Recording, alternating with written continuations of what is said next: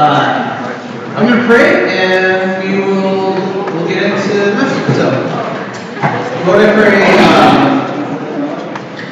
I just pray that you would, Holy Spirit, anoint the message. I pray that what I say is true, that it would be in line with you. And as always, anything that's not, forget about it. But I just pray that you would speak us through your word and through this. In Jesus' name. I apologize for not wearing a t-shirt. I miss my brother, so I wanted to look like... I miss him too. I realize I wear the same 4 t-shirts on rotation, so you see them all the time. So I need to get new t-shirts. So I'm really uncomfortable in this. So we'll jump into it. Does anybody know what that is? That's a giant LAN party. So it's a bunch of nerds in a room with computers connected playing games. I'm guessing it's Minesweeper or something like. You guys know Minesweeper? No. Some of you Mac people probably don't know. I don't know what it is. It's a gigantic room full of lots of people playing together. Today, and for the month of October, we're going to be talking about something that we consider a vineyard distinctive, which is just a fancy way to say something we really value.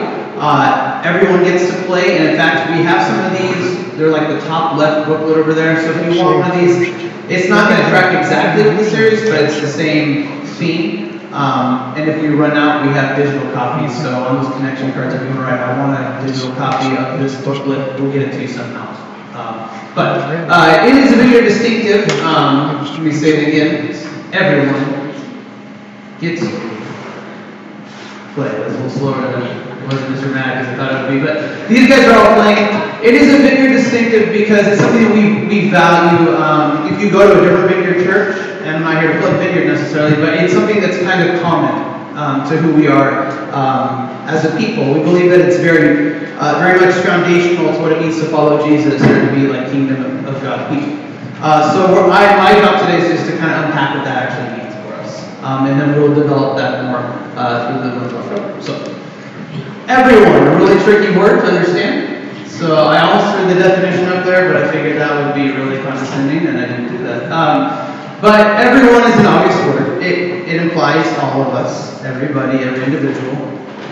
But in the kingdom of God, or like following Jesus, what it doesn't mean is, and before I show you the picture, I realized 2 weeks in a row I've done sports analogies, which is not smart because I'll lose credibility with you, because if you know me, I don't even know what I'm talking about. So I apologize to use it 2 weeks in a row, but this is not what everyone means at least in the Jesus sense.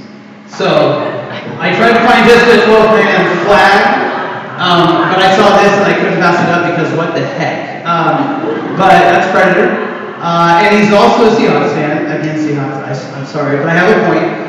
There is no 12th man in the kingdom of God. And if you know what that means, I barely know what that means, but it means the fans, right? The people, we have a team and they're playing, and it's awesome, but the 12th man is the people on the sidelines who give them their energy to do well.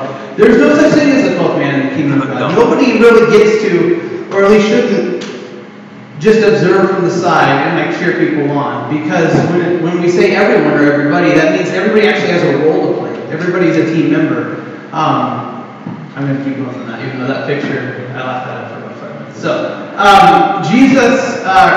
Paul says this in Corinthians in a different way. Just as a body, though one has many parts, but all of its many parts form one body, so it is with Christ. For we were all baptized by one Spirit, so as to form one body. Whether Jews or Gentiles, slave or free, we were all given the one Spirit to drink. And even so, the body is not made up of one part, but of many. So when we say everyone gets to play, which really is just a cute little slogan, the deeper message of everyone is we're all part of something bigger. Paul uses the analogy of a body. He continues to, talking about we're all eyes, or you're an ear, mouth, nose, head, shoulders, knees, and toes. But we're all a part of the body, and if you take away a pinky, you're still a body, but you're not a complete body, right? And since I kind of was skating on thin ice with a sport analogy, I'm going to use something that's closer to my heart. And I'm hoping you guys know who this is.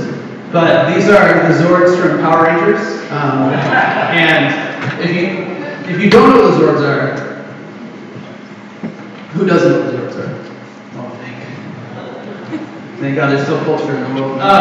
They're basically giant robots that these like little ninja guys jump into. So there's a Tyrannosaurus, the pterodactyl, the saber-tooth tiger, mastodon, triceratops.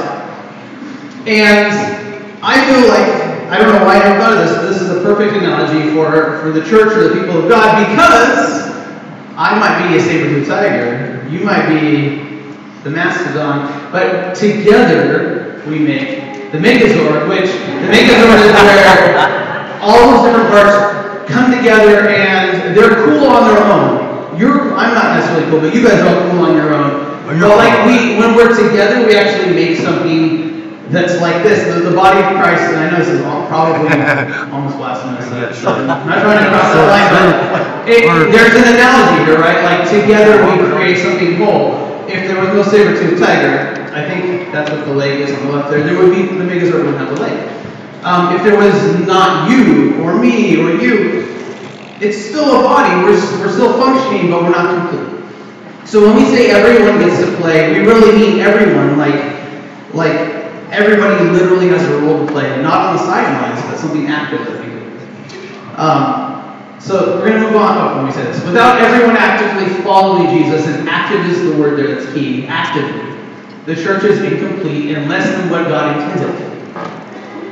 So going on to gets to. This is a technical weird thing. I'm going to switch so they can play a quick video by a gentleman named Phil Stroud. He's the director of the Vineyard in the U.S. And I don't know him personally, but I've been at conferences. He just seems like a pretty cool dude.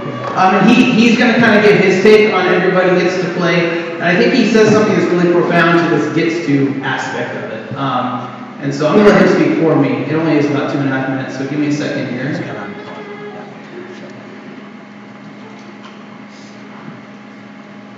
Hopefully. I'll get those quick. Holy shell. You guys will have to turn on that computer stuff.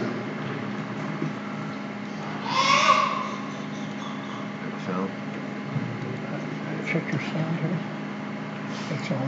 Okay. You'll have to click the unmute button on the computer. No sound. Sound work.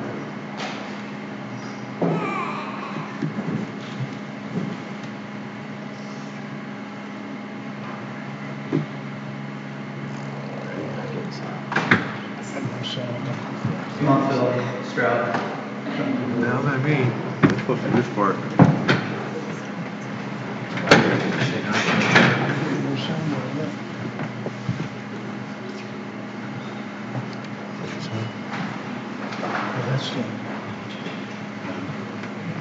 Did it stop it?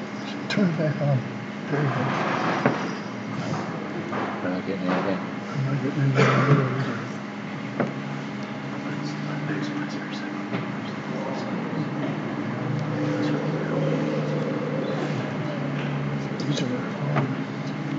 Nothing's muted. I'm just going to keep going. I'm going to say what he says.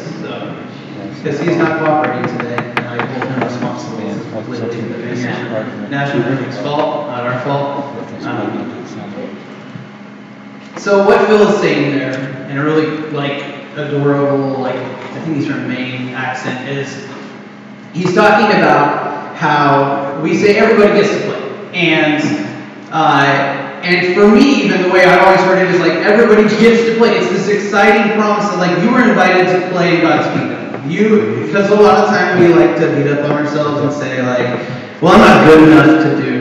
That's him. No, we got a crew back there, the Megazord working together on the sermon. We're trying to help you illustrate the sermon, Ryan. Yeah, thank you guys. So we often say, well, I'm not good enough to really do the things that Jesus did, to really be involved. We kind of negate ourselves or discredit ourselves. And so it's this invitation, right? Everybody gets to play. You get to do the stuff that Jesus did. You get to be involved. But Phil, again, he flips it. He says, but if you emphasize it differently and say, everybody gets to play, he makes that same point that I think I was trying to earlier about how nobody is exempt either. Not only are you invited and you get permission, but it's a mandate from Jesus. Jesus actually himself expects that of us to be a participant. So it's both an invitation and kind of a commission or an instruction to how we should behave. So I apologize for that video problem. I will be emailing Phil Sprout person after service, and I'm sure that he'll respond because I'm right. So